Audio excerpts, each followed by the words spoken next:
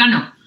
Con la variancia de la suma de, por ejemplo, 3 variables aleatorias, nos termina quedando la variancia de la suma de las 3 más 2 veces las covariancias de a pares. Y ahí termina. Yo acá hice la cuenta, que si quieren la pueden reproducir ustedes también. La estrategia para hacer la demostración, ¿cuál es? Como sabemos cómo es la fórmula para la suma de 2 variables, me disfrazo, por ejemplo, a x1 más x2 de una variable y. Entonces digo, bueno, y es x1 más x2. O sea que la variancia de la suma de las 3 sería la variancia de esa y más la x3. Y a esa le aplico la formulita para 2, que la conocemos. Entonces me quedaría la variancia de y más la variancia de x3 más 2 veces la covariancia entre la y la x3. Y ahí después desarmo esta que me disfracé de 2. La variancia de y es la variancia de x1 más x2. De nuevo me queda una variancia de 2 que también ya sé cómo es. La de x1 más la de x2 más 2 veces la covariancia entre x1 y x2. Acá ya me aparece uno de los términos de covariancia. Después quedaba la variancia de x3 solita, más 2 veces la covariancia entre y x3 teníamos. Pero la y era x1 más x2. Entonces eso sería la covariancia entre x1 más x2 y x3. Esto, por propiedad de covariancia, es como que la covariancia se distribuye en la suma. Entonces me quedaría 2 veces la covariancia de x1 con x3 y 2 veces la covariancia de x2 con x3, que generaría los 2 términos de covariancia adicionales. Esta propiedad de acá también la podríamos demostrar si quieren. La covariancia entre x1 más x2 y x3, aplicando fórmula de trabajo de covariancia y propiedades de esperanza, se va trabajando y se llega a que es la suma de las 2 covariancias separadas. ¿Sí? Después esto, si quieren, se los paso también escrito. Pero sería eso, como lo habíamos escrito, no le faltaba nada. Perfecto. ¿Sí? Bien, bueno, esto por supuesto los más, esto porque puse todo suma, si alguna fuera un menos, ¿sí? Impactaría en el término de la covariancia. Tendríamos algún menos en las covariancias, ¿sí? Bien. Esperen que ahora estoy perdiendo aquí. Íbamos a hacer, antes de ir a la parte 3 de la unidad 2, íbamos a hacer un ejemplito de la propiedad esta, de las esperanzas condicionales. Tienen en la guía de ejercicios, que la perdí ahora, ¿dónde lo teníamos? No, unidad 2, parte 2. Sí. Tienen en la guía de ejercicios uno de los últimos. Podríamos hacer cualquiera de los dos. Vamos a hacer esperen que no me acuerdo qué número tienen lo de ustedes. Quiero acá.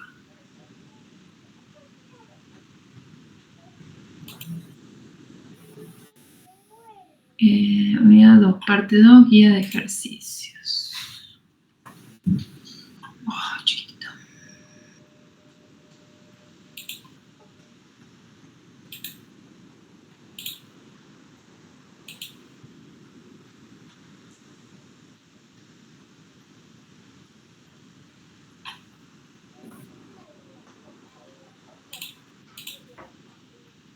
¿Cargo?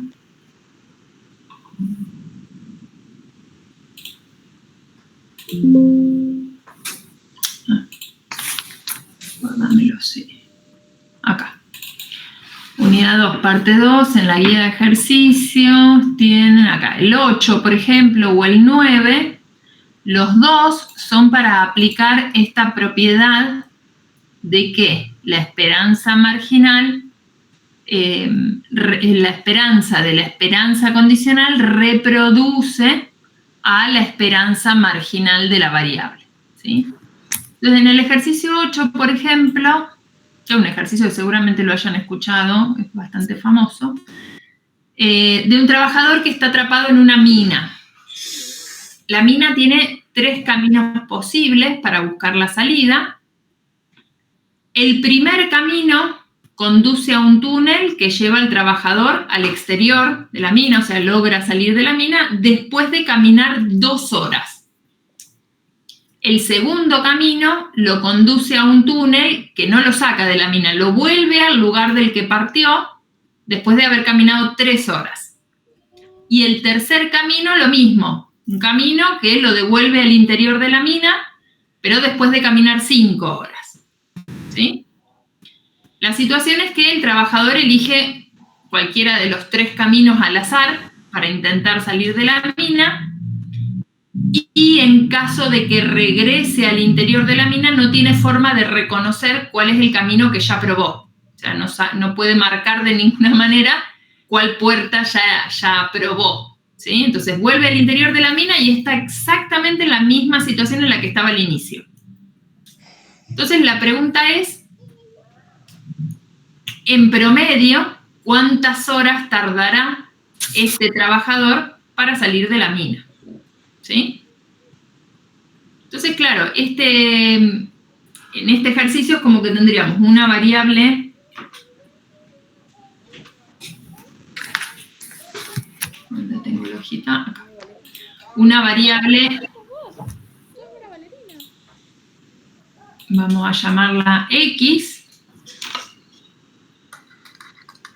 ¿Qué ejercicio era este? Ejercicio 8 les dije. 8. Ejercicio 8, que es en el que tenemos, llamemos, qué sé yo, X, por ejemplo, el número de horas que tarda el trabajador en salir de la mina.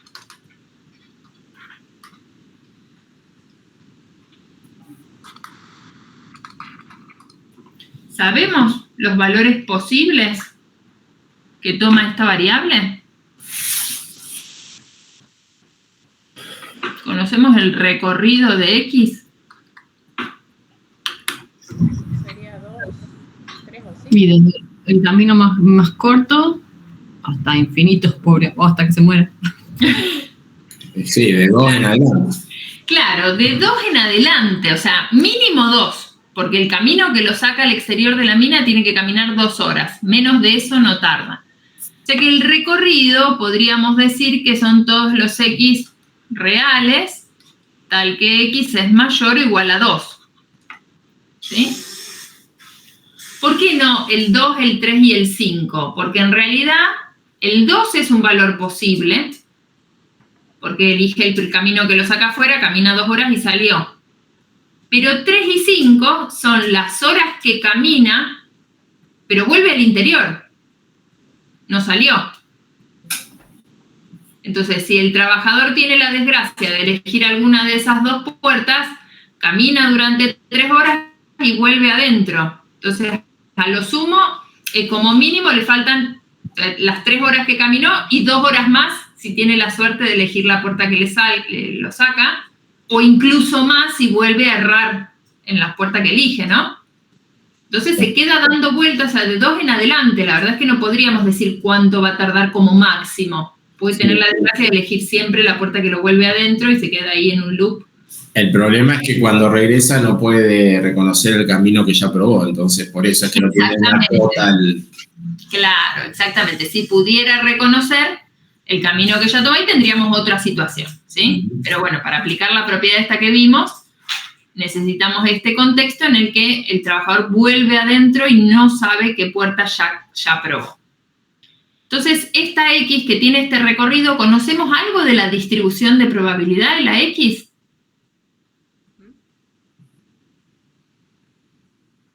Y no, la verdad que no. ¿Qué sé yo? ¿Cuál es la probabilidad de que X valga 2? La probabilidad de que elija justo esa puerta que lo saca afuera, pero la probabilidad de que valga 7, y bueno, de que elija la puerta que lo hace caminar 5 horas y después la puerta que lo saca afuera, Bueno, y así tendríamos que ir construyendo todos los valores posibles, ¿no? Y no terminaríamos nunca. Bastante trabajoso. Entonces tenemos otra información adicional, que son este 5, este 3 que están dando vuelta, que nos están representando algo relacionado con otra variable, llamémosla I, que es la puerta que elige el trabajador. ¿Qué sabemos de I? De I sabemos que tiene 3 valores posibles, la puerta 1, 2 o 3, llamemos. ¿Y sabemos la distribución de probabilidad de la I? Son equiprobables. Son equiprobables, ¿por qué? Por lo que dice ahí que no puede reconocer los caminos que ha probado. No, más que eso... Elige aleatoriamente. Ahí va. Elige la puerta al azar. La variable I representa la puerta que elige el trabajador. Y la elige al azar. Justamente la elige al azar porque no la puede reconocer, ¿no? Pero lo que le da la equiprobabilidad a estos valores posibles es el hecho de elegir la puerta al azar. Entonces la P de I vale 1/3 para todo I en el recorrido de la I. ¿Sí? Entonces nosotros de la X no sabemos el comportamiento en probabilidad, pero sí sabemos qué pasa con la X, o al menos sabemos algo de lo que le pasa a la X bajo ciertas condiciones que me da la Y. Por ejemplo, si la Y es, supongamos que es la puerta 1, es la que lo saca afuera, ¿no? Creo que lo dice eso, lo dice el enunciado. La 1 después de 2 horas, sí. Eso. Bueno, entonces, si el trabajador elige la puerta 1, o sea, si la I es igual a 1, la X, ¿cuánto vale? 2. 2. Nosotros sabemos que si I es igual a 1, entonces X es igual a 2. Entonces podríamos decir que la esperanza de la X, dado que la Y tomó el valor 1, vale 2, ¿no?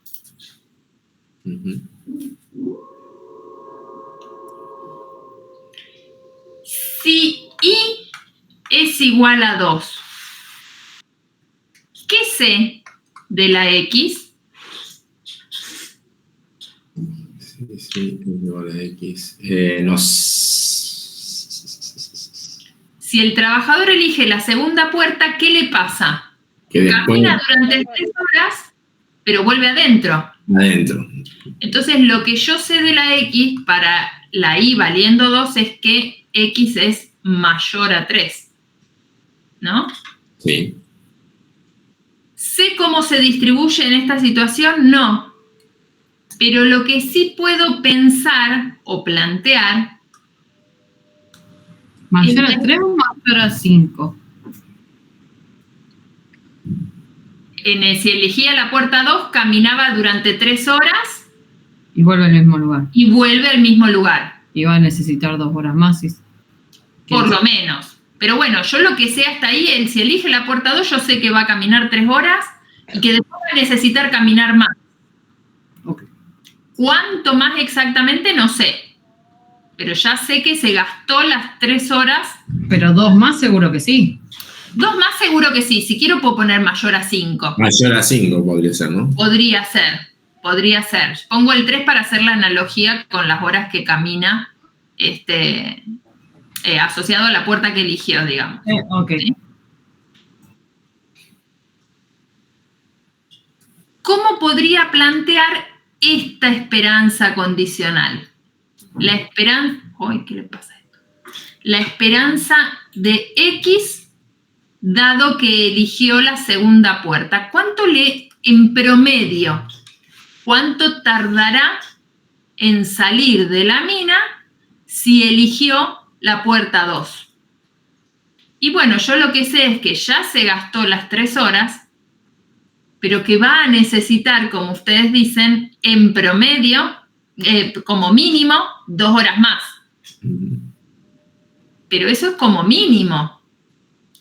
Si el trabajador eligió la puerta 2, caminó 3 horas, ya se las gastó, y vuelve adentro de la mina. Y está exactamente igual que como estaba al principio. O sea que a esas 3 horas le faltará lo que le faltaba al inicio, las horas que en promedio tardé en salir de la mina. ¿Está bien? Sí. Un planteo medio raro, pero resulta razonable. Y si elige la tercera puerta, ¿qué le pasa? Si elige la tercera puerta, camina 5 horas en vano, vuelve adentro. O sea que va a necesitar, ya se gastó 5 horas y va a necesitar horas adicionales para salir de la mina. O sea que el número de horas que tarde va a ser mayor a 5 seguro. En promedio, si ya eligió la puerta 3, ¿cuánto le falta para salir de la mina? Lo mismo que le faltaba al principio, más 5. las 5 horas que ya consumió. ¿Está bien? Entonces, fíjense que ¿qué tenemos? Nos encontramos con una variable X que es la que nos interesa. Nosotros queremos la esperanza de X. La distribución de X no la conocemos, pero sí conocemos la esperanza condicional de esa X bajo ciertas condiciones que me las da otra variable Y para la que sí conozco su distribución. A mí lo que me interesaba acá era la esperanza de X. Bueno, teniendo estos datos, yo puedo usar la propiedad que me decía que la esperanza de X era igual a la esperanza de las esperanzas condicionales. A estas sí las conozco.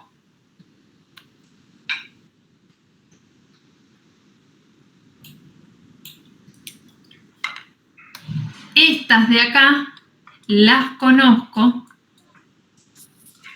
y también conozco su distribución. También conozco su distribución, porque ¿qué le pasaba a las esperanzas condicionales? Tenían una distribución que coincidía con la de la variable que estaba condicionando. Que en este caso es la Y. Y la P de I la conocemos. Era la equiprobable de 1/3. Sí. Entonces puedo hacer esa cuenta. En este cálculo lo que puedo calcular operativamente es esto. Pero por la propiedad que vimos, el resultado que yo obtenga de este cálculo va a ser igual al de la esperanza marginal que estamos buscando y que no podemos calcular a través de su propia definición. Entonces, ¿qué me daría esto? Esta esperanza de la esperanza condicional de Y será la esperanza condicional de Y de X dado Y igual a 1 por la P de Y en 1, más la esperanza condicional de X dado Y igual a 2 por la P de Y en 2, más la esperanza condicional de X dado Y igual a 3 por la P de Y en 3.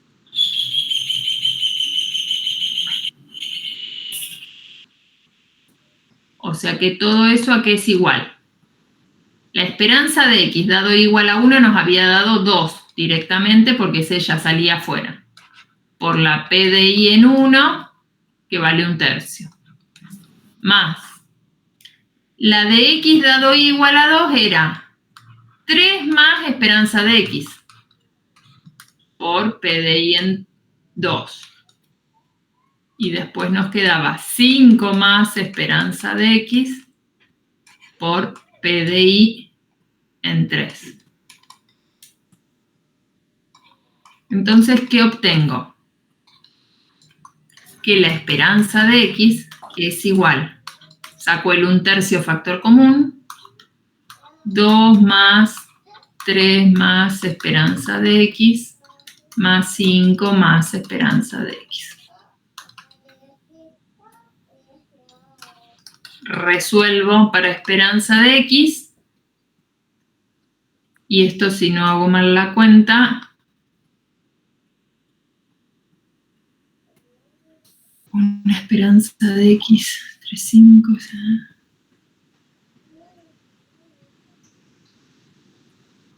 ¿10?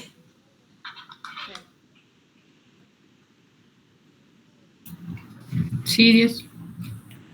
Bien. En promedio, este pobre trabajador atrapado va a demorar 10 horas en salir de la mina. Así, si atrapáramos a muchos mineros adentro de una mina y los pusiéramos a elegir puertas, alguno demorará 2 horas porque elige bien, alguno demorará 30 horas, 40, alguno demorará 20. En promedio, todas esas duraciones serán de 10 horas.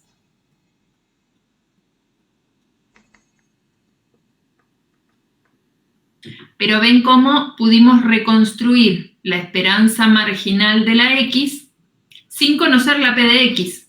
Seguimos sin conocer la P de X. Pero con la información condicional, la información parcial que me brindaba la Y, pude rearmar el comportamiento de la X. ¿Está bien? Y a partir de ahí podés volver a la otra para ver justamente armar lo que sería la distribución. Claro. Si elegís la segunda puerta, en promedio, los trabajadores tardarían 13 horas o 15 horas en salir si por primera vez eligen la puerta 2 o la puerta 3. Exactamente. ¿Está bien? Uh-huh. Ok. Bueno, ahí el ejercicio que sigue de la guía también es para aplicar esta propiedad, ¿sí? Se los dejo a ustedes para pensar. Y después les voy a mandar entonces resuelto alguno de los otros para que tengan también de ejemplo.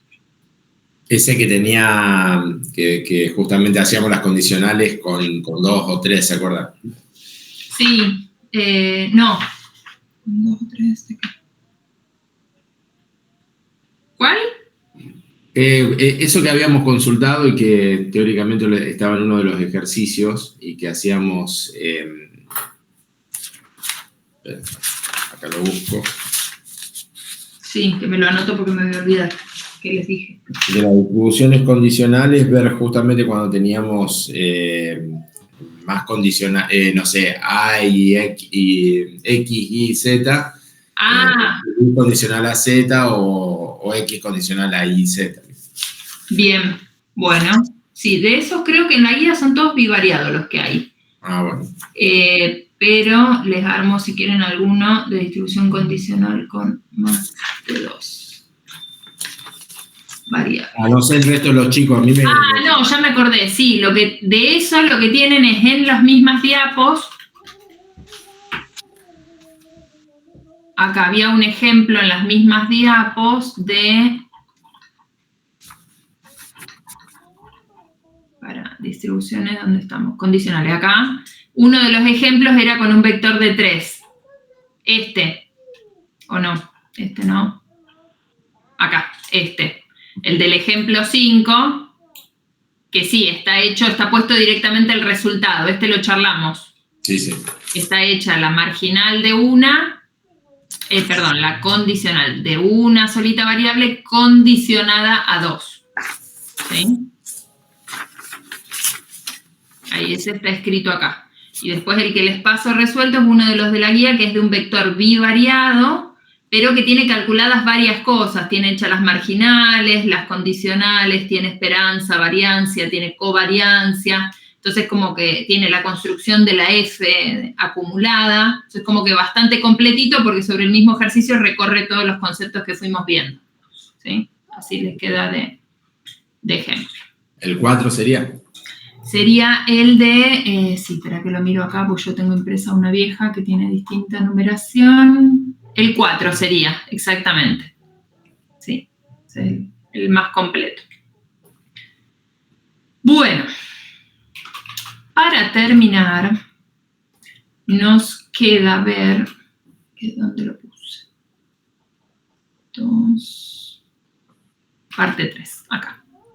Para terminar, nos queda ver la partecita 3 de la unidad 2, que en realidad ya a nivel de conceptos de variables y vectores aleatorios ya vimos todo. Esta tercera parte lo que hace un poco es dar como esa conexión, como charlábamos antes en el ejemplo que habías planteado, Sandro, la conexión entre todas estas cosas teóricas que nosotros vimos, que son como en el plano abstracto, poblacional, teórico, y lo que después nos encontramos en la práctica. Yo en la práctica no tengo la distribución del vector aleatorio. Yo en la práctica tengo definido el vector aleatorio con las variables aleatorias que registran características sobre las unidades de análisis, pero lo máximo que puedo obtener es una observación empírica de ese vector. Digo, bueno, a mí me interesa este vector que tiene estas variables, lo observo sobre un conjunto de unidades, en una muestra de unidades. Entonces, lo que yo voy a tener después, tangiblemente, digamos, no es el comportamiento teórico del vector. Lo que voy a tener es una estimación, una aproximación de ese comportamiento teórico a partir de lo que observé en una muestra de unidades, ¿sí? Entonces, lo que tenemos acá en esta tercera parte es justamente algunas herramientas que nos permiten vincular esos conceptos teóricos con esta observación que hacemos en la práctica real, ¿sí? Entonces, bueno, acá en la primera diapositiva tienen esta introducción que les estoy contando. Nosotros en la práctica no vamos a conocer las distribuciones de las variables de interés, o a lo sumo podremos asumir un cierto modelo de probabilidad, es decir, bueno, esta variable más o menos se distribuye de forma normal, porque hago el histograma de la variable y me quedó una cosa más o menos campanular. Pero ¿con qué parámetros? ¿Cuál es el centro de gravedad de esa distribución? ¿Cuál es la dispersión de esa distribución teórica en la población? No sé. Yo la estoy observando en esta porción de la población que pude muestrear, ¿no? Bueno, con esa información vamos a tratar de estimar a esos parámetros poblacionales que desconocemos, ¿sí? Entonces acá empezamos a conectar todos estos conceptos que vimos con la inferencia estadística. El curso que sigue, que tienen ahora como último del año, es justamente el curso de inferencia estadística o teoría estadística, no me acuerdo cómo se llama, pero que justamente lo que da son todos los conceptos que se necesitan para, una vez que definí el vector aleatorio, lo observé en una muestra de la población, ¿cómo uso esa información para decir algo del comportamiento del vector aleatorio que me interesa? El comportamiento real del vector rara vez lo vamos a tener. Lo máximo a lo que podemos aspirar es a tener una muy buena muestra de valores de ese vector aleatorio. Y con eso tendremos que hacer inferencias sobre la población completa, ¿sí? Entonces acá aparece este concepto de muestreo aleatorio, una palabra que usamos muy frecuentemente, esto de la muestra. Bueno, tiene un concepto por detrás bastante más profundo que el uso que le damos habitualmente a la palabra. Cuando hablamos de un muestreo aleatorio, estamos hablando de eso, de observar la realización de una variable aleatoria o de un vector aleatorio sobre un conjunto de unidades de análisis y usar esa información para decir algo sobre el comportamiento poblacional de ese fenómeno que nos está interesando, ¿sí?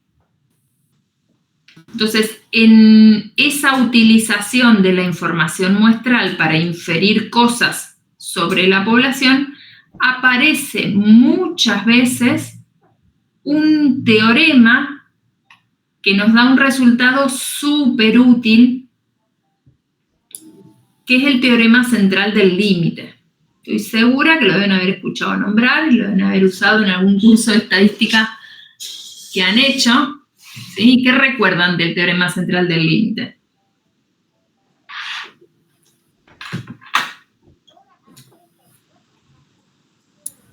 ¿Para qué lo usaban? No es... Si tenés los límites laterales, puedes decir hacia dónde va el límite. No, ese es un resultado más de análisis, me estás diciendo vos. Sí. No, bueno, que tampoco es. Esa es la definición de límite de una función. Si existen los límites laterales y coinciden, entonces la función es continua en el punto. Existe el límite de la función y es continua en el punto. Tenía que ver básicamente con el n. Cuando el n era suficientemente grande, podíamos, no me acuerdo si era estrictamente esto, pero podíamos definir en definitiva que teníamos o todo tendía a una distribución normal. Claro, básicamente, o sea, cuando uno lo usa esto como una herramienta así más superficialmente, el teorema central del límite se presenta como una herramienta que nos permite asumir distribución normal siempre y cuando tengamos una muestra suficientemente grande. Entonces siempre aparece esta condición de si tenés una muestra de por lo menos 30 unidades, el n tiene que ser mayor a 30, entonces puedes trabajar con la distribución normal. Claro, ¿qué pasa? En la vida real, los fenómenos, no todas las variables aleatorias tienen distribución normal. Pero los métodos estadísticos, muchos de los métodos estadísticos, la mayoría, están desarrollados bajo el supuesto de que la variable de análisis tiene distribución normal. ¿Y eso por qué? Y porque justamente este resultado del teorema central del límite dice que, en términos muy generales, bajo ciertas condiciones hay variables aleatorias que se comportan o que tienden a comportarse según una distribución normal. ¿Sí? Entonces, este teorema habilita un montón de las cosas que van a utilizar después ustedes en muchos de los métodos de análisis y que las van a asumir directamente. Bueno, ese supuesto, digamos, que van a hacer sobre todas esas cuestiones está justificado o avalado por este teorema central del límite. Esto tiene que ver, es una aplicación también porque aproximamos las distintas distribuciones, sobre todo las discretas, como es con la distribución normal. Con la distribución normal. O había una relación, no me acuerdo si era con P y N. Exactamente. Vamos a ver ahora en lo que sigue que incluso podemos utilizar la distribución normal, que es una distribución continua, es un modelo de distribución continua, para aproximar probabilidades que provienen de variables que son de naturaleza discreta. O sea, nosotros podemos tener una variable binomial, por ejemplo, y sin embargo, bajo ciertas condiciones, calcular probabilidades de esa distribución, calcular probabilidades para esa variable que es de naturaleza binomial discreta a través de una distribución continua. En general, para eso muchas veces el n tenía que ser mayor que 30, lo que nunca supe de dónde salía ese 30. No, es que ese 30 alguien lo puso alguna vez y se fue copiando. Ahora vamos a charlar sobre eso. O sea, el n tiene que ser grande. Ahora, ¿cuán grande? Depende de la distribución de la que partas. Ahora vamos a ir simulando algunos ejemplitos y vamos a ver ese efecto. Pero bueno, yendo a la definición formal del teorema central del límite, lo que nos dice este teorema es que si yo tengo variables aleatorias cualesquiera, con la distribución que se me ocurra, que tengan cualquiera, pero si son independientes entre sí y todas tienen la misma distribución, cualquiera puede ser la distribución, pero todas tienen la misma, cada una con esperanza y variancia común, entonces la suma de esas variables aleatorias tiene distribución normal cuando el n, cuando la cantidad de sumandos de esa suma se hace grande. Formalmente, cuando n tiende a infinito, dice acá. Bueno, en la práctica no vamos a hacer tender n a infinito. Tendremos un n suficientemente grande. La definición formal lo pone así porque en realidad este resultado es un resultado de convergencia en distribución de sucesiones de variables aleatorias. O sea, es mucho más formal que lo que estamos diciendo acá. Pero no vamos a entrar en tanto detalle tampoco. Entonces nos vamos a quedar con una definición ahí a mitad de profundidad, vamos a decirle. ¿Qué es lo que me dice este resultado? Básicamente es, mira, vos tenés una variable, monto de las inversiones o ganancia de las inversiones, de las cotizaciones, de lo que fuera. Esa variable aleatoria tiene su propia distribución de probabilidad. Pero si vos la observás muchas veces, si vos me recolectás muchos datos de esa variable aleatoria, el promedio de esos valores tiene distribución normal. O sea, ¿qué sería esto? Esto es... Profe. Sí. Una consulta, capaz que digo una burrada, pero me suena... ¿Esa era cuando hacíamos la estandarización? Exactamente, exactamente. Cuando, digamos, ¿cuál es la aplicación que ustedes han visto del teorema central del límite? Ustedes tenían una variable x que tenía una distribución de lo que lo único que conocían era el mu y el sigma, supongamos. Y entonces decían, bueno, sacamos una muestra de tamaño 50. Entonces después querían calcular probabilidades sobre esta x. Y decían, bueno, la probabilidad, por ejemplo, de que x sea mayor a, la podíamos calcular como la probabilidad de que una z sea mayor a menos mu sobre sigma sobre raíz de 50. Y a esta probabilidad la buscaban en una tabla que correspondía a la distribución normal estándar. ¿Y por qué? Si la x capaz que tenía una distribución cualquiera, ¿por qué la busco en una distribución normal estándar? Bueno, porque si tenés una muestra suficientemente grande, esta variable estandarizada va a tener distribución normal. ¿Sí? O sea, ¿el contexto cuál sería? Es como que nosotros tenemos una población, ¿no?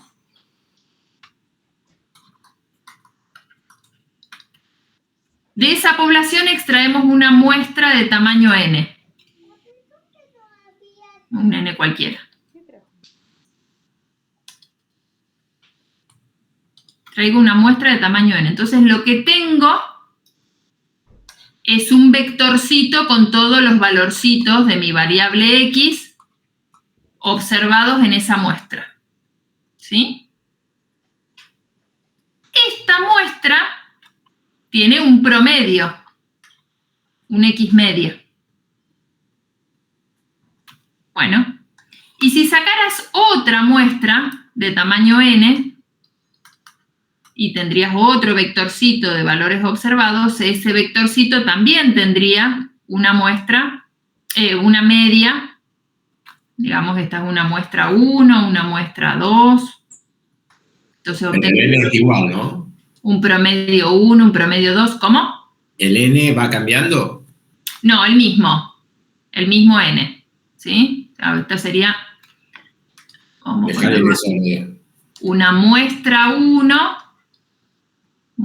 1 de tamaño n. Y acá tendríamos otra muestra 2, porque claro, yo saco una muestra, la muestra es aleatoria.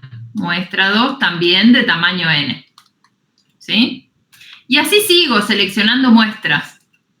¿Sí? Saco otra muestra de tamaño n y tengo otro vectorcito de valores observados que genera otra media, qué sé yo, una muestra 2, una muestra acá. Tengo otra media acá. ¿Qué dice el teorema central del límite? El teorema central del límite dice que estos promedios tienen distribución normal.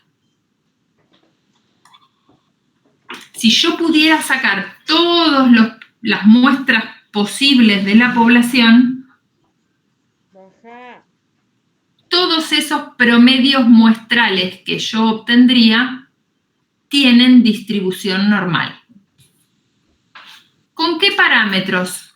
Con parámetros que reproducen a los de la población original.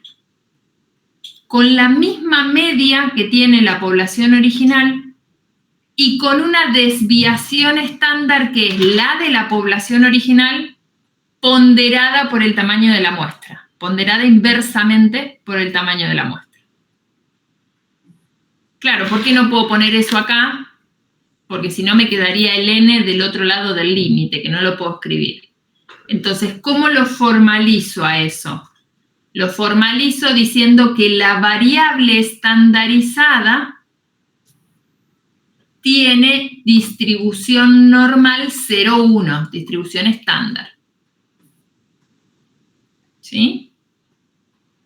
Acá está escrito para la suma. Si lo quiero escribir para el promedio, lo mismo. Esto se me hace un X raya, se me va este n y acá me queda un sobre n. Son los dos resultados equivalentes. ¿Sí? Así, vamos a escribirlo bien. O el X media menos mu sobre sigma sobre raíz de n. Cualquiera de los dos tiene distribución normal estándar.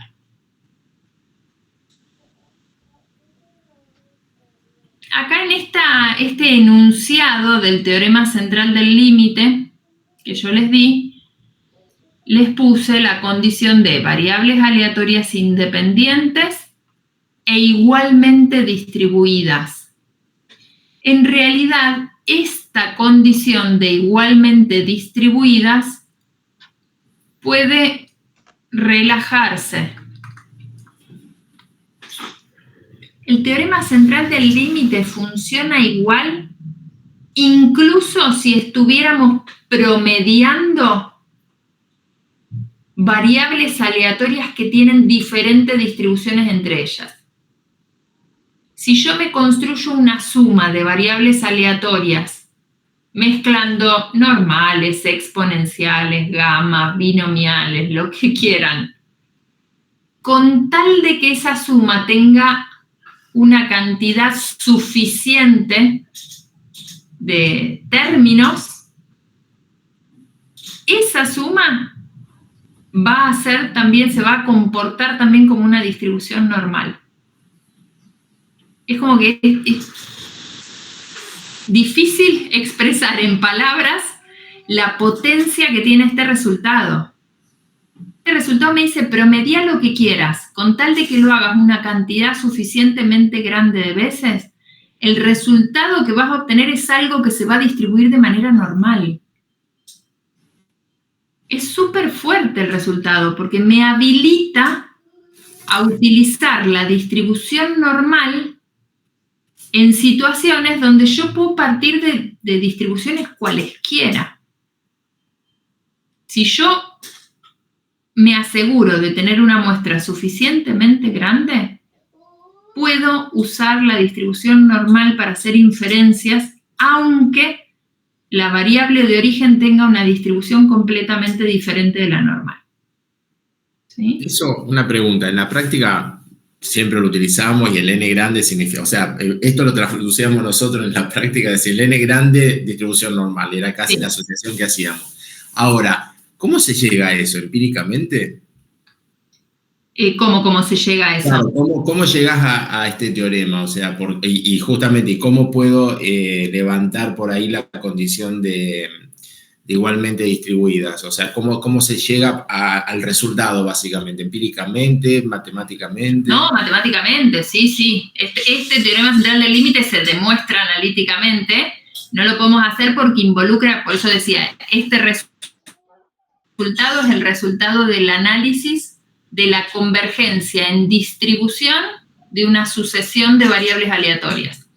Dentro de la teoría de probabilidad hay un tema que es el estudio de sucesiones de variables aleatorias. De la misma manera que existen las sucesiones numéricas en el análisis matemático, existen las sucesiones de variables aleatorias. Y la convergencia de las sucesiones de variables aleatorias se puede dar de diferentes formas. Hay distintos modos de convergencia. Hay convergencia en casi todo punto, hay convergencia en probabilidad y hay convergencia en distribución. Entonces, lo que se analiza en la convergencia en distribución es justamente cuál es la distribución límite de esa sucesión de variables aleatorias cuando yo estoy pensando en una sucesión infinita, ¿no? Sí, eso nosotros lo demostrábamos cuando veíamos sucesiones y series infinitas en matemática. Claro. Durísimo, no quiero saberlo. En matemática, las sucesiones numéricas le analizamos la convergencia. Sí. Si en vez de una sucesión numérica tengo una sucesión de funciones, aparecían los conceptos de convergencia uniforme o convergencia puntual.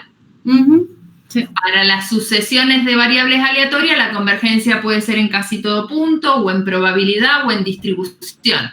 Entonces, este resultado, el teorema central del límite, es un resultado del análisis de la convergencia en distribución de sucesiones de variables aleatorias, de sucesiones de promedios de variables aleatorias.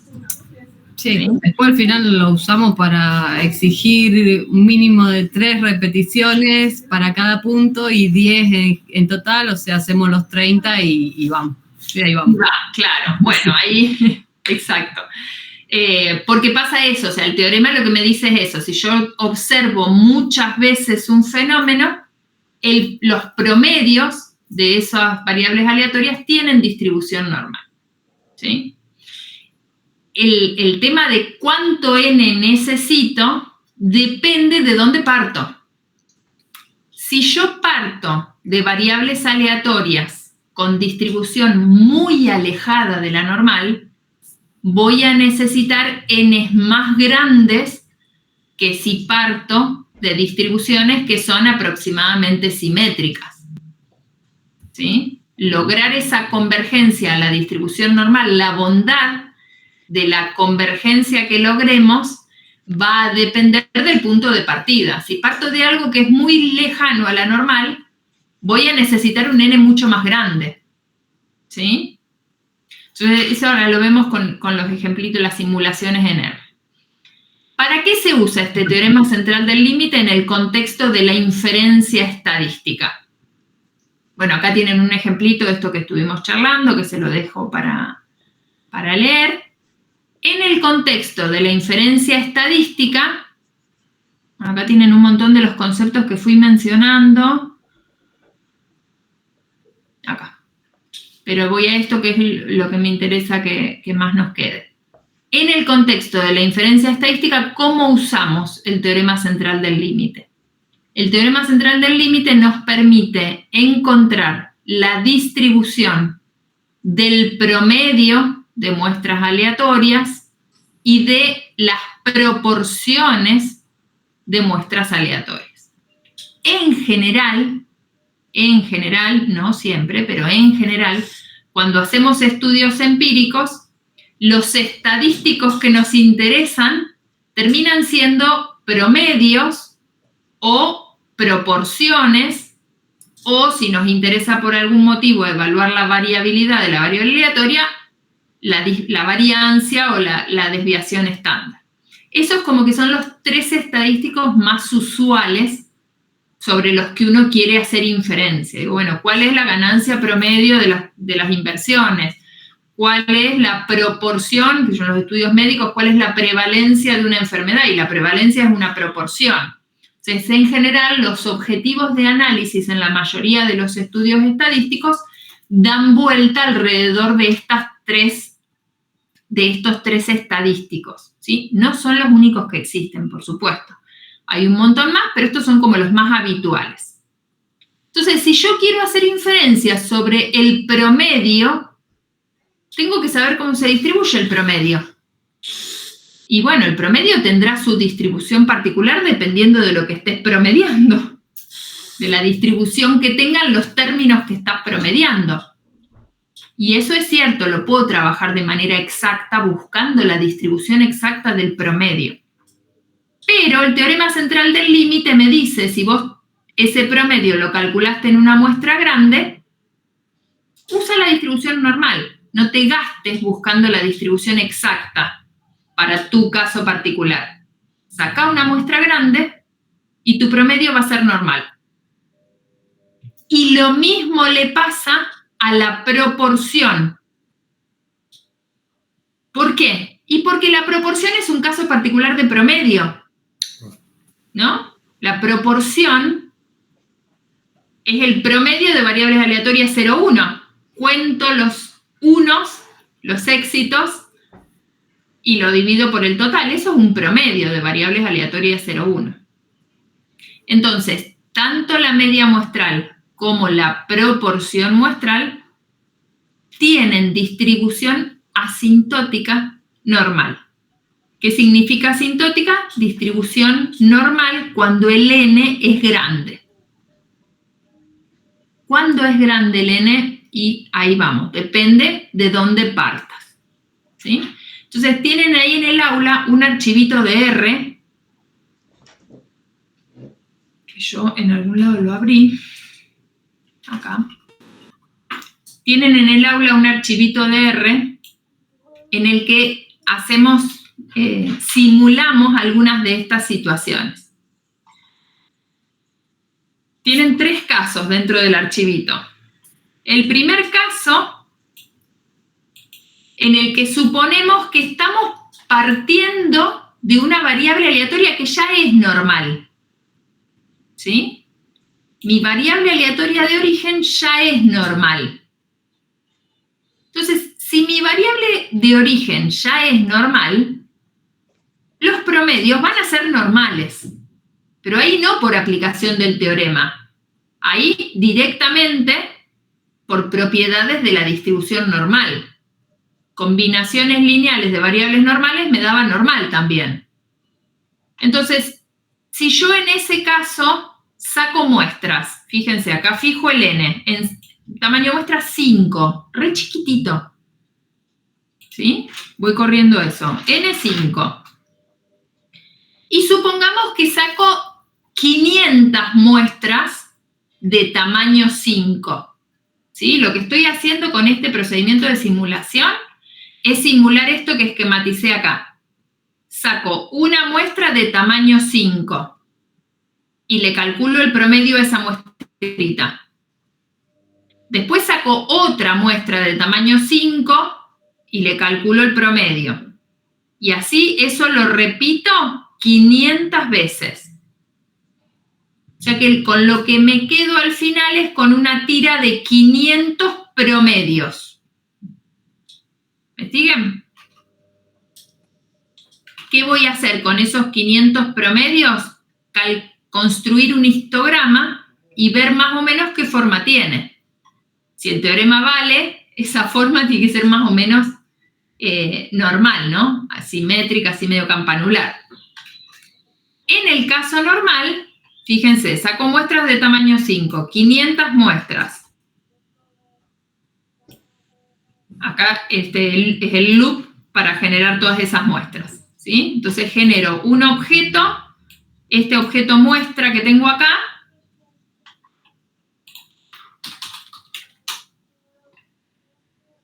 tiene todas las muestritas que fui sacando de tamaño 5. Para cada una de esas muestras, calculo la media. Entonces, este vector medias tiene 500 valores de promedios que provienen cada uno de una de las muestritas de tamaño 5. ¿Sí? Están los 500 valorcitos.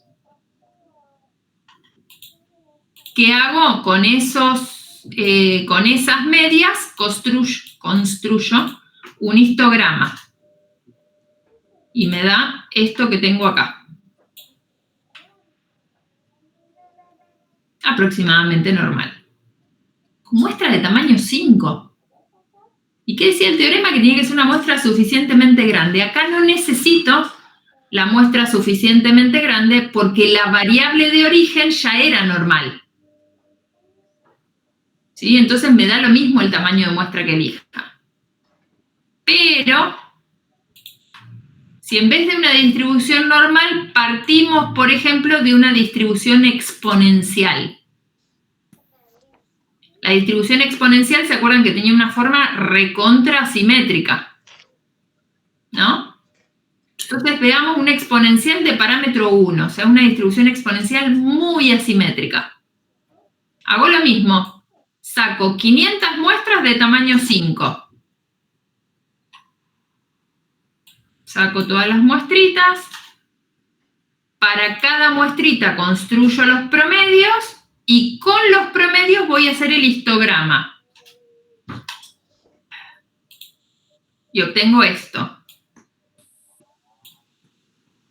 ¿Se convencen ustedes? ¿Esto es normal? Aumentame el N. Aumentame el N. Claro. Fíjense que con tamaños de muestra 5, la distribución exponencial es algo que hace así. Acá. ¿No? Una cosa así. Con tamaño de muestra 5 logré chanflear un poquito al principio esa distribución, pero esto no, todavía no es normal. Bueno, aumentame el N, le pongo 15. Muestritas de tamaño 15.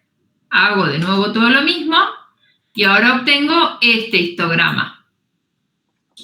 Bueno, va un poquito mejor, ¿no? Si hubiéramos hecho una muestra más grande todavía, qué sé yo, de 50. Oye.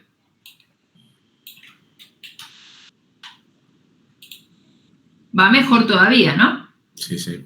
Y si aumentáramos más el N, mejor todavía también. Hasta un cierto punto, ¿no? Ya llega un momento en el que seguir aumentando la muestra no genera beneficio. Pero sí al principio es como que hay un punto de inflexión en ese aumento de N que me hace diferencia en la distribución asintótica que obtengo. Lo mismo... Y profe, antes que sigamos, ese valor de N que límite, digamos, también se puede calcular, ¿no? Se puede calcular, sí, exactamente. Sí, hay procedimientos para determinar el tamaño de muestra que necesito para lograr aproximaciones con cierto nivel de precisión que uno considere aceptable. Exactamente. Sí. Sí, sí. Y si en vez de una exponencial partimos de una Poisson, yo ahí diría, no, pará, hasta ahí llegamos porque la Poisson es discreta. No, pero se puede. Pero se puede. Parto de una Poisson de parámetros. Mira mucho. ¿Cómo? Hay que medir mucho. Hay que medir mucho. Parto de una Poisson de parámetro 0,5, o sea, es una discreta recontra discreta. Saco muestras de tamaño 5 y hago todo lo mismo. ¿Qué hice? Borré. Control. Yo no me acuerdo, ¿hay alguna diferencia en el N? Por lo menos si uno quiere mirar la variancia o quiere mirar la proporción, ¿o no? Para la variancia no aplica el teorema central del límite. Mira. El teorema central del límite es para suma o promedios de variables aleatorias.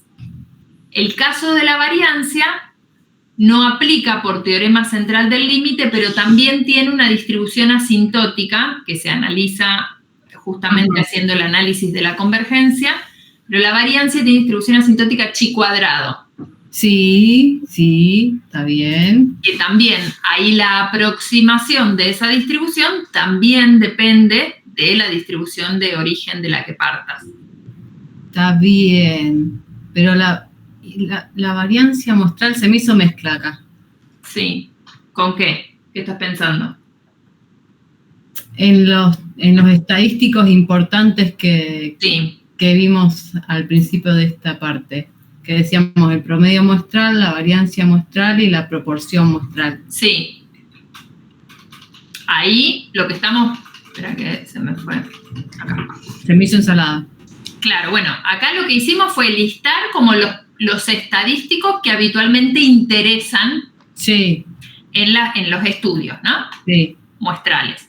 Entonces, lo que estamos viendo ahora es que para el caso del promedio y para el caso de la proporción, independientemente de la variable de la distribución de la variable de origen de la que vos tengas, para las inferencias sobre el promedio, sobre la población, podés usar la distribución normal.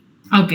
Avalado por el teorema central del límite. Bien. Ahora, si a lo que a vos te interesa sobre ese estudio es alguna inferencia sobre la variancia muestral, la variancia muestral tiene su propia distribución que no es normal. Bien. Es pi cuadrado. Sí. Cada una de esas tres distribuciones las tienen listadas, acá en las diapos que siguen, tienen la distribución de la media. Entonces acá tenés el resultado de que la media es normal. Bien. La distribución de la proporción, que también aparece que la proporción se distribuye de manera normal. Y para el caso de la variancia, la distribución de la variancia muestral es chi cuadrado. Bien. Exactamente. ¿Sí? Profe, le hago una consulta. Sí. Cuando yo tenía, por ejemplo, que tenía la distribución muestral, Sí. yo lo vi como que tendía a una T-student.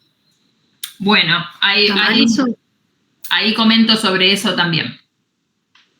Esperen, cierro lo del R y vamos a esa duda. Entonces, acá en estos casos que estamos simulando de aplicación del teorema central del límite, fíjense, tengo una variable aleatoria Poisson que de naturaleza es discreta, ¿sí? Pero no importa, hago lo mismo, saco una muestra de tamaño 5, lo repito 500 veces, calculo los promedios de esas muestras y hago el histograma. Y fíjense lo que le pasó al histograma. De nuevo, no logré una distribución aproximadamente normal. Y está bien, porque estás partiendo de una distribución que es muy asimétrica y estás usando una muestra de tamaño 5. Y el teorema central del límite me da una distribución asintótica, me asegura que la distribución es normal si la muestra es lo suficientemente grande. ¿Sí? Bueno, entonces aumentemos la muestra. Si en vez de 5 ponemos, qué sé yo, 20. Repetimos lo mismo. Ay, me gusta más. Fíjense cómo cambia el histograma. Y tampoco es que aumenté la muestra una barbaridad, la llevé a 20. Y la distribución se me hizo más parejita, más simétrica. Y si lo hubiéramos aumentado a 50, ¿cuánto me hubiera dado? ¿Cómo me hubiera dado? Tengo esta otra distribución. Bueno, acá la escala no me ayuda. Se va emparejando más. Esto de necesitar un n cada vez más grande tiene que ver con la distribución de origen de la que partimos. Nosotros recién hicimos una Poisson de parámetro 0,5, que es una Poisson muy asimétrica. Con tamaño de muestra 5 lográbamos una aproximación malísima. Pero si la distribución Poisson de la que partimos hubiera sido una Poisson con un parámetro más grande, 15 por ejemplo, el tamaño de muestra 5 no hubiera sido tan insuficiente. Miren. Esto es tamaño de muestra 5. También. ¿Y por qué me da mejor que antes cuando lo hicimos con tamaño de muestra 5? Si la distribución es Poisson también de origen. Sí, pero la primera era una Poisson muy asimétrica y esta es una Poisson que es más simétrica. Este es el grafiquito de bastones de una Poisson con parámetro 0,5. Fíjense, es recontra simétrica. Si en vez de 0,5 a la Poisson le pongo 15, voy a aumentar aumentar esto a 30. El grafiquito de bastones que obtenemos de la Poisson es este. La distribución de origen sigue siendo una discreta Poisson, pero mucho más simétrica que la anterior. Entonces, para esta Poisson no necesito un tamaño de muestra tan grande. Un tamaño de muestra pequeño me alcanza. ¿Ven el efecto? Esta es la elección del N que uno tiene que hacer. El N30, ese que figura en mucha de la bibliografía, es un N que en general funciona. Es como que es un N suficiente para la mayoría de las situaciones. Pero nos podemos encontrar con situaciones muy extremas, de distribuciones muy, muy asimétricas, o con un comportamiento muy irregular, para el que quizás necesitemos un N un poquito más grande. O al revés, situaciones donde estamos partiendo de una distribución que ya es bastante simétrica y entonces quizás no necesitamos 30, podemos usar 20. Entonces ese es el balance costo-beneficio que uno tiene que hacer frente a cada estudio, ¿no? Pero bueno, poder hacer ese análisis necesita o requiere que uno conozca de estos conceptos, ¿no? Si uno no los conoce, bueno, usa lo que recomienda la bibliografía y que Dios ayude, ¿sí? Por eso la importancia de conocer estos resultados, al menos que existen, porque si yo me encuentro en una situación muy particular donde hay mucho riesgo, o situaciones de estudios donde el muestreo es muy costoso y no me da lo mismo seleccionar 25 que 30, porque eso me implica un costo muy grande económicamente o de esfuerzo, de lo que fuera, y capaz que vale la pena el esfuerzo de hacer este estudio, ¿no? De estas propiedades. Bueno, ¿qué pasa con lo de la T de Student? La T de Student aparece cuando uno analiza la distribución de la media muestral, acá. Esta distribución normal se obtiene como resultado de la convergencia en distribución de la sucesión de promedios si yo conozco el sigma, si yo conozco o de alguna manera puedo tener calculado alguna estimación confiable del desvío estándar de la variable con la que estoy trabajando, ¿sí? Si resulta que yo este sigma no lo conozco y lo estimo con los mismos datos muestrales con los que estoy trabajando, yo acá no puedo poner el sigma, lo que tengo que poner es un S, es la estimación del sigma. Y eso lo que genera es que la distribución de esta cosa estandarizada no sea normal, sino T de Student. O sea, en la cuenta que uno hace de la transformación de variables que está haciendo con la estandarización, la distribución que resulta es T de Student, ¿sí? La distribución exacta. Pero ¿qué sucede? Si la muestra es lo suficientemente grande, esa estimación, ese S muestral, es consistente del sigma, es un estimador consistente del sigma. Estas propiedades las van a ver en el curso que sigue. ¿Qué significa que sea consistente, así dicho en términos muy simples? Que si la muestra es grande es un estimador muy bueno de la cosa que está estimando. Entonces, si la muestra es grande, poner acá S o poner sigma me da lo mismo, podríamos decir. Y entonces esa distribución, que de manera exacta era T de Student, se aproxima, se parece mucho, tiende a la normal también. Entonces, la media muestral, conociendo o desconociendo a la variancia poblacional, termina siendo normal, si la muestra es grande, ¿sí? Entonces, esa distinción entre la Z y la T la hacíamos en los ejercicios cuando se ven estas cuestiones en los cursos básicos de estadística. Esa distinción entre Z y T se hacía si la muestra era pequeña. Si la muestra era pequeña, la las probabilidades las tengo que ir a buscar a la tabla de la T o a la tabla de la Z, dependiendo de si desconozco o conozco a la variancia poblacional. Pero si tengo una muestra grande, me da lo mismo, porque se verifican todas estas propiedades, ¿sí?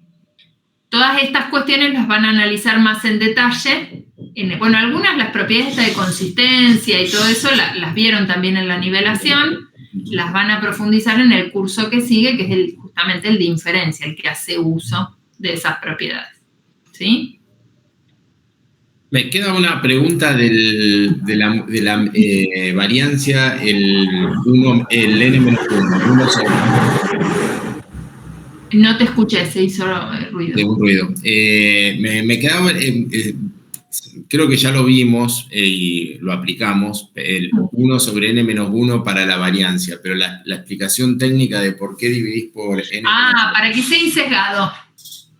Claro, la variancia, digamos, la estimación de la variancia se puede hacer dividiendo por n, que sería el promedio legítimo, digamos, o dividiendo por n-1, ¿sí? ¿Por qué se divide por n-1 en vez de por n? Porque eso genera que el estimador S cuadrado sea insesgado del sigma cuadrado. O sea, vos tenés las dos opciones, podés calcular, viste que el S lo calculamos como la suma, lo tenía escrito antes, me parece.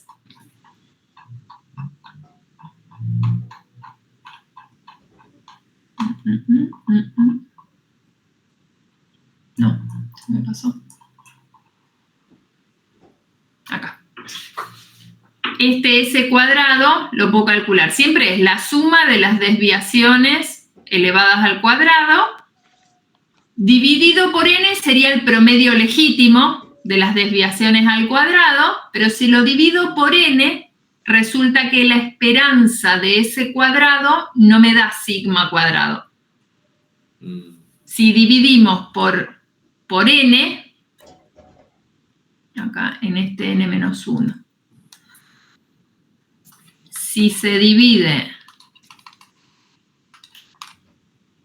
por n en vez de n-1, la esperanza del S elevado al cuadrado es distinta del sigma cuadrado. O sea, resulta un estimador insesgado. Sesgado sería, en ese caso. Un estimador sesgado. ¿Qué significa eso? El sesgo es negativo encima, o sea que si vos dividís por n en vez de por n-1, lo que vas a obtener es una subestimación de la variancia real de la población. Cambiando el n a n-1 se logra que el estimador sea insesgado. Que de nuevo, eso tiene impacto si estamos con tamaños de muestra pequeños. Si el tamaño de muestra es muy grande, 1 sobre n y 1 sobre n-1 prácticamente que me da lo mismo.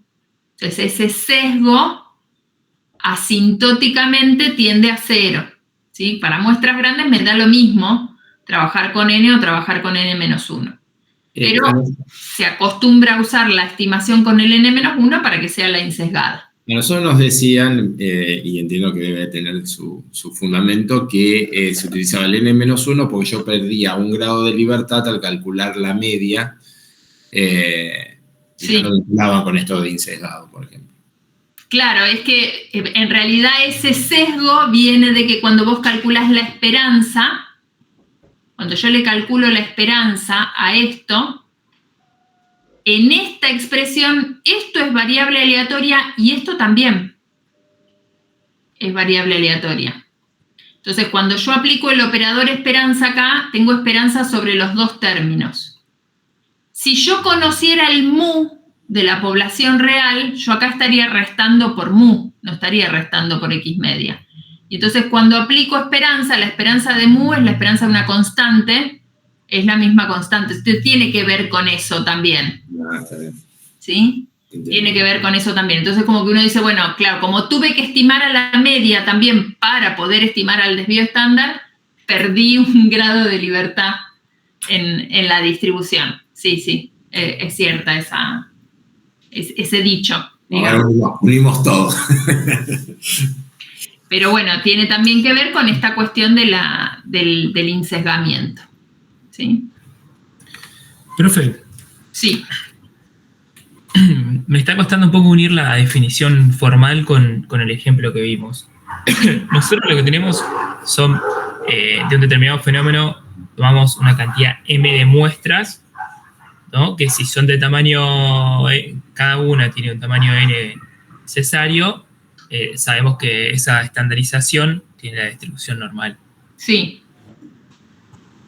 Respecto de la definición, cada muestra sería lo que a nosotros nos genera la sucesión, o sea, cada muestra sería la variable independiente Claro. que hace la sucesión. Claro. Bien. Acá sí. Lo que haría es la suma, digamos. Esto que vos tenés acá, estas X que figuran acá, serían cada uno de los elementos de la muestra que sacás, ¿no? Ah, es cada valor observado. Cada valor observado.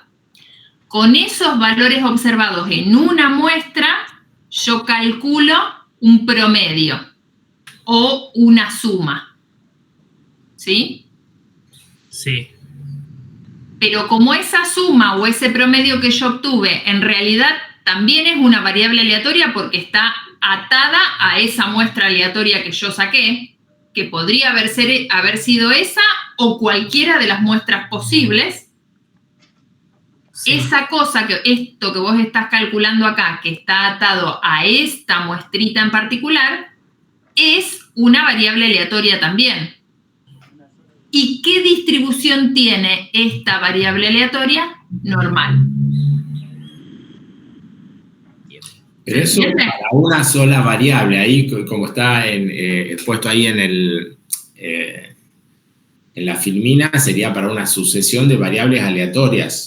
Ahí ya no tendrían las observaciones. Claro, porque esta es la definición, claro. Sí, No, acá por estoy eso. estableciendo el resultado sobre la sucesión de variables aleatorias. Cada una pero en la práctica yo no veo eso. Yo en la práctica lo que observo son valorcitos de esas variables aleatorias, ¿sí? Esto que estoy observando acá es una realización de un vector aleatorio, ¿sí? Que tiene variables aleatorias adentro. En términos teóricos, yo tengo una sucesión de variables aleatorias, porque es una sucesión infinita. Yo en la práctica no puedo sacar infinitas observaciones, lo tengo que acotar a un n en particular, ¿sí? Entonces, la muestra aleatoria, que es esta que tengo acá, es una realización empírica del vector aleatorio, ¿sí? Sí, me cuesta verlo como un vector, o sea, a la media, esa de lo que sería la media muestral, la estoy viendo como para una sola variable. Esta media que tengo acá es una sola variable. Por eso, cuando hablamos de sucesión de variables aleatorias... Claro, porque ¿cuál es la sucesión? Ahí les entiendo la duda. ¿Cuál es la sucesión de variables aleatorias? La sucesión de variables aleatorias sería para el n tendiendo a infinito. Yo acá estoy haciendo esto para un n fijo, ¿sí? La sucesión de promedios sobre la que trabaja el teorema central del límite es otra sucesión, es distinta de la de las variables que muestré, que tiene promedios. Un x media 1, un x media 2, un x media 3, un x media 4, que son, en realidad esto no sería un paréntesis, sería una llave, porque es una sucesión. Y el índice de la sucesión es el n, el x media n. ¿Sí? Bueno, Entonces, si n es igual a 1, es como si yo de esta población de acá arriba hubiera sacado muestritas de tamaño 1. ¿Sí? Entonces, esta variable x media 1 hubiera tenido valorcitos observados que serían los promedios de una solita observación. Estos promedios que tengo acá hubieran sido observaciones de una variable promedio a partir de muestras de tamaño 1. ¿Sí? Yo no sé si es la misma duda que tiene Pedro. Quiero que él exprese si es su duda, yo después expreso la mía, porque no sería esto, pero no sé. Bueno, entonces sigo avanzando. El segundo término de la sucesión de promedios corresponde a la variable aleatoria promedio obtenida con muestras de tamaño 2. Y lo mismo después con muestras de tamaño 3. Y lo mismo con muestras de tamaño 4.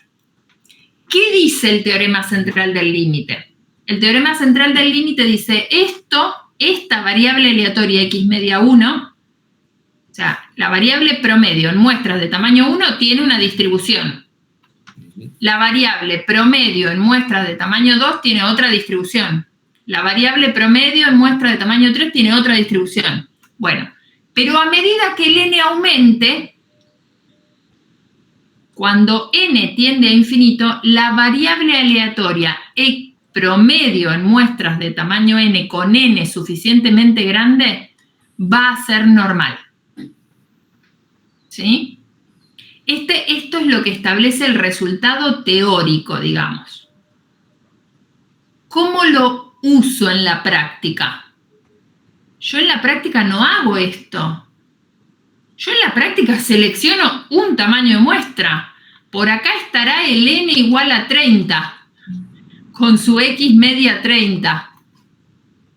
Y entonces, ¿yo qué digo? Bueno, el teorema a mí me decía que si el n era muy grande, estas variables promedio, que podían tener distribuciones cualesquiera, cuando el n se iba haciendo cada vez más grande, se van pareciendo cada vez más a la normal. Entonces, yo confío en la práctica que yo estoy usando un valor de tamaño de muestra lo suficientemente grande como para estar cerca de este resultado asintótico. ¿Sí? Estos promedios que yo obtengo acá son para un tamaño de muestra fijo. ¿Cuál? Bueno, asegúrate que sea lo suficientemente grande para que el resultado teórico te asegure que esa variable aleatoria promedio está cerca de la distribución normal asintótica que tienen los promedios. No sé si aclaré o oscurecí. Sí, creo que ahí más o menos me quedó más claro. Hay algo que no mencionamos. Entiendo que nosotros todo se refiere al tamaño de la muestra, pero cuando lo veíamos en R, nosotros definíamos tanto el tamaño de la muestra como la cantidad de muestras. Sí. ¿Hay algún valor a partir del cual se diga? Porque yo estuve jugando recién y si bajo el tamaño de muestras, por más grande que sea el n, no llego a obtener algo normal. La cantidad de muestras es interesante eso también, y es una de las indicaciones que tienen después para el trabajo práctico, también jugar con esas dos cosas. Porque claro, acá en la simulación tenemos el tamaño de muestra por un lado y la cantidad de simulaciones que hacemos, ¿sí? O sea, en el dibujito que yo hice sería, por un lado es cuántas observaciones tengo dentro de cada muestra y cuántos de los valores promedios de esa muestra genero para construir la distribución empírica, ¿sí? El M es cuántas muestras saco. Y ese M lo único que hace es mejorar la visualización del histograma, pero no le cambia la forma. Es cuántos promedios estoy graficando. No es lo mismo construir un histograma con 10 promedios que construir un histograma con 100 promedios. Lo mismo que cuando hacíamos análisis descriptivo, ¿no? Si yo tengo un conjunto de datos con 10 datos, el histograma me va a quedar medio chueco. Me va a quedar cositas vacías en el medio, palitos, me va a quedar medio desparejo, ¿no? En cambio, si tengo 50 datos en vez de 5 o 10, el histograma me va a quedar más lindo. Pero el hecho de tener 5 datos o tener 10 datos, o 50, no cambia la distribución de la que provienen esos datos. Simplemente me mejora la visualización, la estética del histograma. Lo que le va a cambiar la forma al histograma es el n. Porque con n's chiquitos, si yo arranqué con distribuciones muy asimétricas, con n chiquitos, los promedios van a seguir siendo asimétricos. Pero con n's más grandes, esos promedios van a ir pareciéndose a la normal. ¿Se ve la diferencia entre esos dos parámetros? Sí. Si yo de acá te saco 2 muestras nada más, por más que las muestras sean muy, muy grandes, vos en el histograma no vas a ver la distribución normal, porque va a ver las dos barritas de Claro. los dos valores nada más. Claro. ¿Sí? Pero si te doy 50 datos, entonces ahí el histograma te va a quedar más lindo.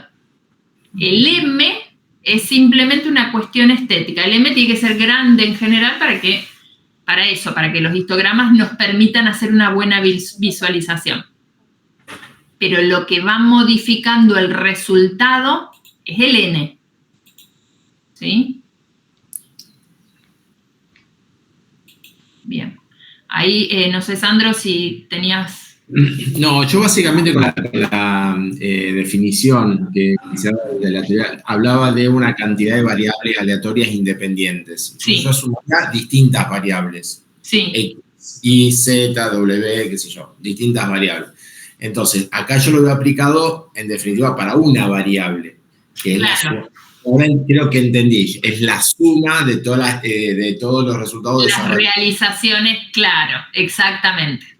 Acá Bien. esa independencia aplicaría a la repetición o a la observación repetida de una variable en distintas unidades, digamos.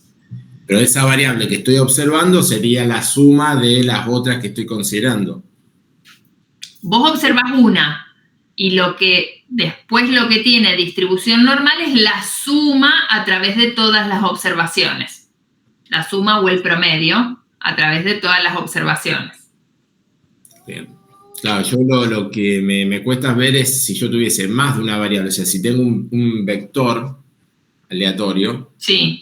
¿cómo llego al mismo resultado? Es que ahí tendrías una versión multivariada del teorema central del A límite. eso iba, quería unir las dos cosas de la clase, lo anterior y esto, y yo digo, ¿cómo no me lo imagino? Claro, no, acá estamos abordando la versión univariada del teorema central del límite. Cuando hablaba de distintas variables aleatorias, yo asocié con que era multivariado. Entonces, Claro, no, o sea, esas múltiples variables serían observaciones, es la realización de una variable aleatoria sobre diferentes unidades.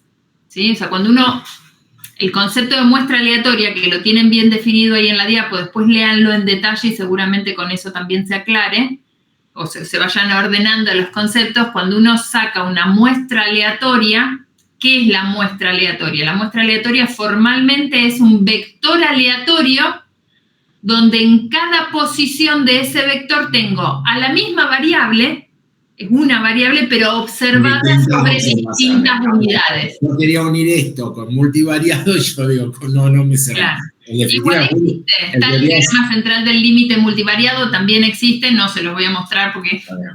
lo No, pero por eso, otro es univariado. Ahora, con esto me es cerré. univariado, sí. Ahora sí. Sí, exactamente. Profesora, y cuando decimos la sucesión, esto de la suma de las n variables independientes, que son nuestras observaciones, Sí, decimos esa suma es igual a la variable aleatoria que estamos observando, que estamos Sí. estudiando. Cuando decimos suma es no suma algebraica, es como conceptual, digamos. Me refiero, O sea, si lo pienso en términos de sucesión me cierro un poco más, pero como pusimos la sumatoria y nomás digo, bueno, pero no se trata de sumarlo, porque claramente... Claro, es que en realidad es más difícil pensarlo con la suma porque en la práctica es como que a nosotros nunca nos interesa la suma, siempre nos interesa más el promedio. Claro, ahí está, bien. Claro, pero aplica lo mismo, por eso acá lo escribí de las dos maneras. La versión formal del teorema viene dada para la suma de variables aleatorias, pero después a nivel inferencial, digamos, nosotros en general trabajamos con promedios. Bueno, pero el promedio es un caso particular de una suma de variables estandarizadas, si se quiere. Te hago la x sobre n y sumo a x sobre n y lo que obtengo es el promedio. Entonces, el mismo resultado aplica para la media, para la estadística. O sea, como una generalización de un estadístico, digamos. Exactamente, exactamente. Y lo mismo para la proporción. O sea, este mismo resultado se lo aplico a la proporción. ¿Por qué? Porque la proporción es un caso particular de promedio. Claro. Y el promedio era un caso particular de la suma. Entonces, como que queda todo en el mismo hilo. ¿Está bien? Está bien. Claro. Bueno. Es un montón de contenido lo que vimos hoy, así que no se abrumen si se sienten que ya nos perdimos y que está todo mezclado, porque realmente es mucho contenido. Así que vuélvanlo a leer en detalle, vayan de a poquito con las diapos y leyendo y profundizando. Si hay dudas, por supuesto, estoy a disposición, me escriben y nos encontramos, lo vemos o lo resolvemos por correo, como les parezca. Con esto terminaríamos esta parte, y de esta parte, bueno, como ya les había adelantado, hay un trabajo práctico para entregar, que sería la evaluación de esta primera parte, que van a ser una serie de ejercicios, creo que 3 o 4 ejercicios, para resolver y entregar. No necesito que los digitalicen, si los quieren resolver a mano y escanear los resultados, lo pueden hacer a mano. Uno de esos ejercicios va a ser armar un estudio de simulación similar a este que tenemos acá, pero con una distribución particular, que es la distribución beta. Elegí esa distribución porque la beta tiene la particularidad, la beta tiene 2 parámetros, ¿sí? Y la beta tiene la particularidad de que, dependiendo de los valores que les pongamos a los parámetros, se generan distribuciones súper diversas. La beta la vimos en la nivelación, así que tienen material sobre la beta en el material de la nivelación para repasar. Dependiendo de los valores que le pongan a los parámetros de la beta, van a encontrar distribuciones súper diferentes. Entonces, la idea de la simulación justamente es que, además del tamaño de muestra, varíen los parámetros de la distribución para generar distribuciones con distinta forma y evaluar entonces en cada situación si necesitan más o menos n para lograr la buena aproximación normal, ¿sí? La beta, por ejemplo, si uno elige parámetros determinados, pueden tener una densidad que tiene como forma de U, ¿sí? Entonces es una distribución completamente opuesta a la normal que queremos encontrar, ¿sí? O haciendo otra elección de los parámetros, en la beta pueden generar, eligiendo los parámetros, distribuciones, densidades de la beta estándar que varía entre 0 y 1. Si hacen una elección de parámetros, pueden tener una densidad que tiene esta forma. Si hacen otra elección distinta de los parámetros, pueden generar una beta que tiene esta forma. Si hacen otra elección, hay otra beta que es más así. Entonces, para valores de los parámetros que tengan esta forma, probablemente necesiten n's más pequeños que si parten de betas que tengan esta otra forma. ¿Sí? Esa es un poco la idea del juego para hacer con la simulación, ¿sí? Bueno, esa parte obviamente que les va a quedar más fácil hacerla digitalizada, pero los otros ejercicios que son más de ir resolviendo, si los quieren hacer a mano y escanear, con tal de que estén prolijos y se lean, no tengo problema. ¿Cuándo es la presentación? Yo eso se los habilito este fin de semana. Lo ideal sería que lo tengan de acá a 15 días, que es cuando terminan el cursado de las otras 2 semanas del curso, para que después el tiempo siguiente lo puedan dedicar al trabajo final. Bien. Si a alguno se le complica y necesita unos días más, tampoco hay problema, me van avisando y lo vamos gestionando. Y bueno, eso yo se los habilito este fin de semana como tarea dentro del aula. Y bueno, cualquier cosa obviamente me van diciendo. Una consulta. Sí. Le quería preguntar si usted tiene los resultados de la guía de ejercicios de práctica. Tengo los resultados, sí. Algunos tengo.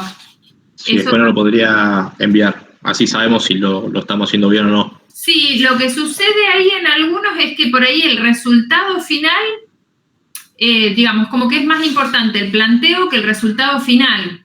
Yo les puedo habilitar los resultados de los ejercicios, pero por ahí si no les da exactamente igual es como que hay que revisar el procedimiento. Pero bueno, al menos para que chequeen, y si ven que hay una diferencia, claro, si ven que hay diferencia me consultan y revisamos procedimiento. Estaría buenísimo. Vale.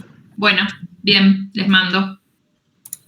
Bueno, les subo todo al aula, así les queda disponible a todos. ¿Estamos? Bueno. Gracias, profe. No, por favor, chicos, un gusto y quedo a disposición para lo que necesiten. Buen fin de profe. Igualmente. Vale, gracias. Gracias. Gracias. Nos vemos. Adiós.